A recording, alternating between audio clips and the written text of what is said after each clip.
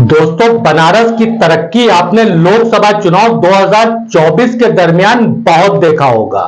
बड़े बड़े media house बड़े बड़े दावे बनारस की मुख्य मार्गों को और वीआईपी इलाकों को दिखा के करते होंगे।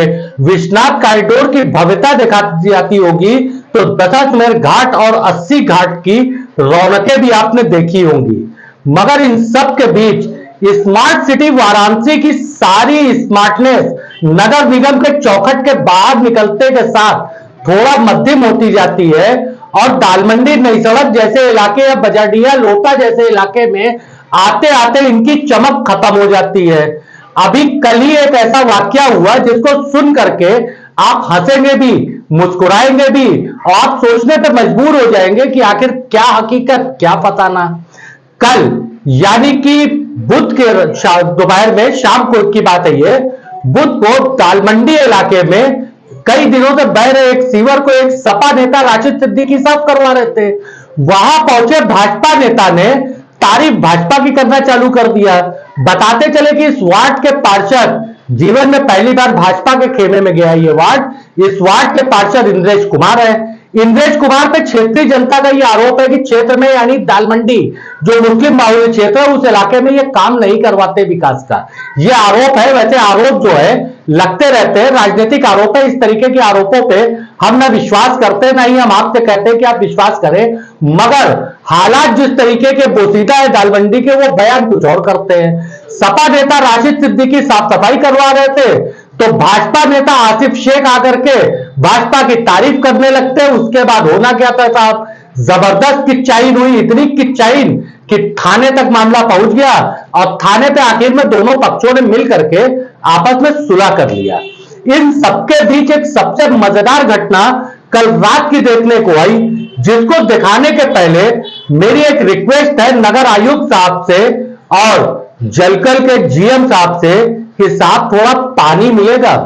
ये पानी मैं क्यों मांग रहा हूं ये वीडियो के अंत में बताऊंगा। कल रात को हमारा गुजर दालमंडी के इलाके से हो रहा था। एक युवक दालमंडी का निवासी मुख्य सीवर लाइन को खुद अपने हाथों से साफ कर रहा था।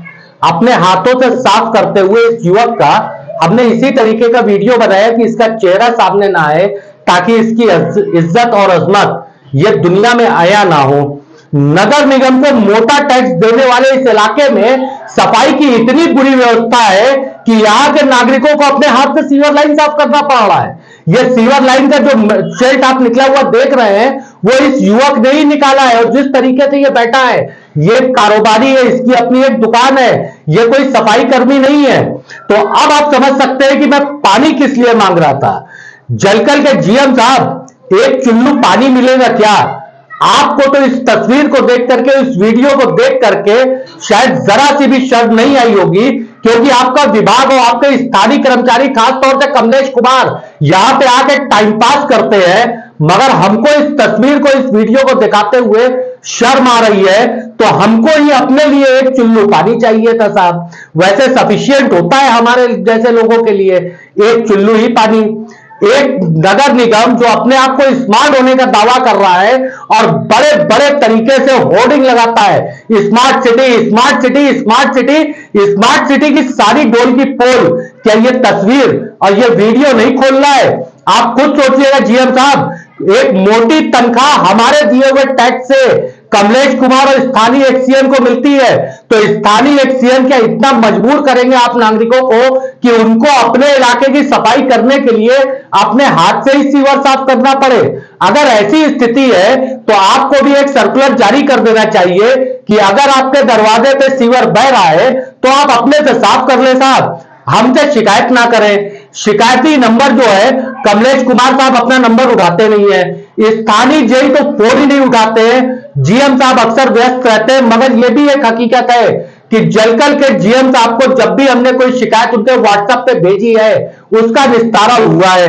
अब सवाल यह पैदा होता है कि जब सारी शिकायतों का निस्तारा जीएम खुद संज्ञान लेकर करेंगे तो स्थानीय जेई और ये कमलेश कुमार यहाँ क्या टाइम पास करने के लिए बैठे हैं? समझ में नहीं आता है। हमारे ये भी नहीं समझ में आता है कि क्या स्मार्टनेस का सारा दावा 80 और विश्वनाथ कॉरिडोर तक ही सीमित रहेगा, मुख्य मार्गों तक ही सीमित रहेगा? इसी दालमंडी में सड़क धंस जा रही है, सीवर कोई ऐसा गली नहीं है जहां बह नहीं रहा हो। और स्थानीय पार्षद ये दावा करते हैं कि जब से वो पार्षद बने हैं तब से उन्होंने बहुत विकास कार्य करवाया है। इतना विकास कार्य करवाया है कि साहब विकास पधारे में रोता हुआ आंसू के तरीके से बह रहा है और उसको आम नागरिकों को बैठ के साफ करना पड़ता है। जीएम साहब, ये आम नागरिक आपका भाई भी है, आपका भतीजा भी है, आपका अपना परिवार इस शहर के अंदर है, वो भी तो है। सोचिएगा इसके दिल पे क्या गुजर रही होगी जो अपना कारोबार और अपनी दाल रोटी चलाने के लिए एक सफाई कर्मचारी के तरीके से बैठ करके सीवर साफ कर रहा है। जुड़े रहिएगा जीएम साहब आप भी हमारे साथ। मैं तारिक आजमी, अल्लाह हाफिज।